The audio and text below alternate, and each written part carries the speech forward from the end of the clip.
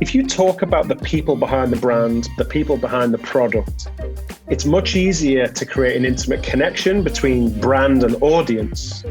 And the next natural correlation to that is you create an affinity with the brand that leads to potential sales and or lead generation or so on and so forth. And we've seen that proven time and time again over the last few years. We need to have a trust factor for somebody to join our company or buy from us. There's got to be a trust factor there. And the best way to create a trust factor is through a personal relationship. So the more personal that you can get, personal conversations that you can have, but we all know that hyper-focusing on an audience is the best way. Right? So example, Mountain Dew, do the do, right? Very over the top, outrageous, right? That's not going to appeal to a lot of people. They're not trying to appeal to a lot of people, right? If you as a company can appeal to a very, very hyper niche, usually online, across the world, or even in your community, right? There's an audience for you and you can make a really good business out of it. Tell us the mechanics, the architecture, whatever you want to call it, about how you think about telling that story. Well, that's a great question. And for me, I'm passionate about storytelling and story architecture. And there's a few techniques that we use, and particularly on Facebook, or any social media platform, social proof is the name of the game, really. So if you want to attract more customers, if you can have your customers articulate the benefits of what you do, then that's fantastic. Certainly in our game, and but therefore, and I learned this from Trey Parker, the writer of South Park. Actually, every episode he'll write very quickly an episode of South Park, and then he'll go back and try and change every and that he's written into a but. And the reason he does that is the and, but, therefore is a simple way of creating a 3-act structure story architecture. So you'll say and at this current state, or benefit, feature benefit, and, but, so this is where the twist in the story happens. Then you acknowledge, and it might be a negative or something, a challenge or a problem that you will articulate.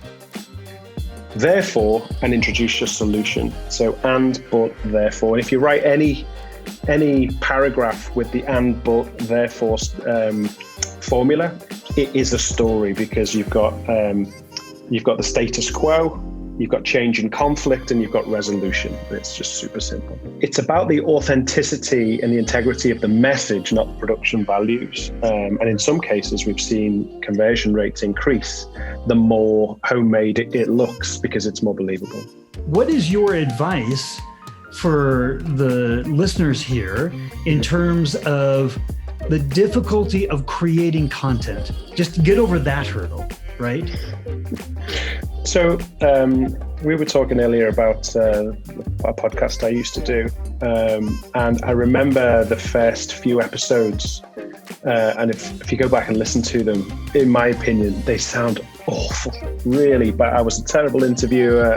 It was stale and difficult and all the rest of it. But very quickly, I got better and better, and I was looking at some fantastic guests.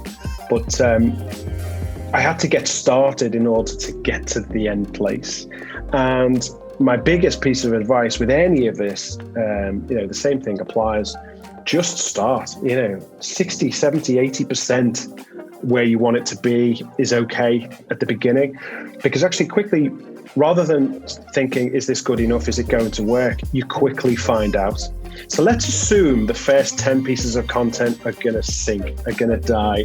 And but if you think about that in the context of Facebook, a huge failure in Facebook just means a lot of people aren't going to see it, aren't going to engage with it. So nobody dies and the world doesn't end, but you do very quickly learn. So starting with something and iterating quickly is invaluable. And when you're writing a blog with an empty page, it can be difficult. When you're looking at your iPhone and you're uncomfortable and awkward in front of it, recording video, it can be a challenge. But it's amazing how quickly you can iterate and get better. And the Facebook platform is fantastic for giving you hard, cold statistics on performance that you can set up to achieve better results for next time. That's right. And the power of the first bit, using like, how did you feel? You are guaranteeing you're going to get an answer that is jam-packed with emotion. Yeah. People are going to use emotive words to answer the question because you've told them to, and that, like, people feel 6 times faster than they think, so we're emotional animals. So using that language and that approach right up front is actually a very good way of not just getting attention, but creating affinity as well. So it's super powerful. It really is. Curiosity is very powerful online. So doing something of that nature, we're still not asking for a sale or mentioning our products or services. And the biggest mistake we see, Steve, we see this right across the board, is being too early asking for the sale, asking for something in terms of what we want selfishly. It's got to be at least 80% give, experience the brand, let an audience be comfortable enough to decide this is a brand that I'm comfortable with and I have some element of affinity. Much later down the line, after we've built community and invested on our audience's terms, it ceases becoming selling, and it turns into the audience just starts to buy.